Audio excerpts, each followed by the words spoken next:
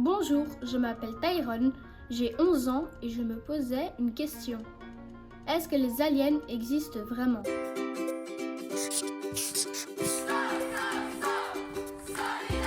Peut-être l'épidémie sera finie en Belgique, mais on ne sait pas. This is all wrong.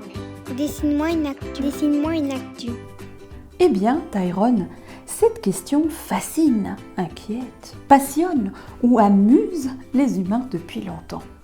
Y a-t-il des extraterrestres ou même une quelconque forme de vie dans l'espace? Certains n'y croient pas du tout, car ils pensent que les conditions qui rendent la vie possible ne sont présentes que sur Terre. D'autres pensent qu'il est possible que la vie existe ailleurs, dans l'immense et méconnu univers. Depuis des dizaines d'années, des scientifiques cherchent des extraterrestres. Certains tentent d'entrer en communication avec eux. C'est le cas d'un des projets du programme SETI, qui veut dire Recherche d'intelligence extraterrestre. Les scientifiques écoutent et tentent de capter des signaux dans l'univers. En 1974, un message a même été envoyé vers les étoiles.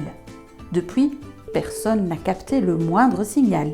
Évidemment, les distances sont telles que la réponse pourra mettre des milliers d'années à nous arriver.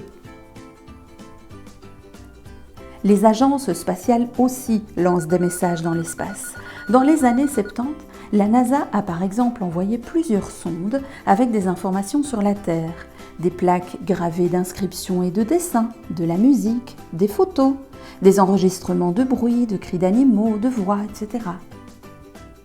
Si certains cherchent à communiquer, d'autres se penchent sur les phénomènes étranges observés sur Terre. Les aliens sont-ils déjà venus sur notre planète? Sont-ils parmi nous?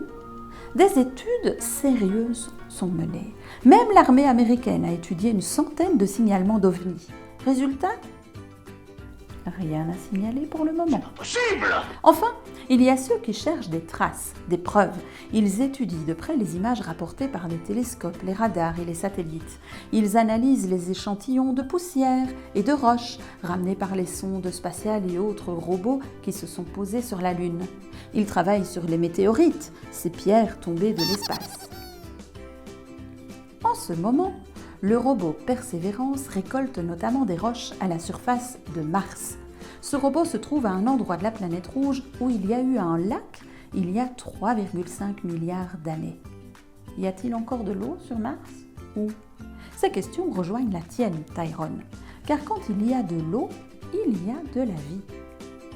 Mais rien ne dit qu'on pourrait rencontrer de la vie intelligente ou capable de communiquer.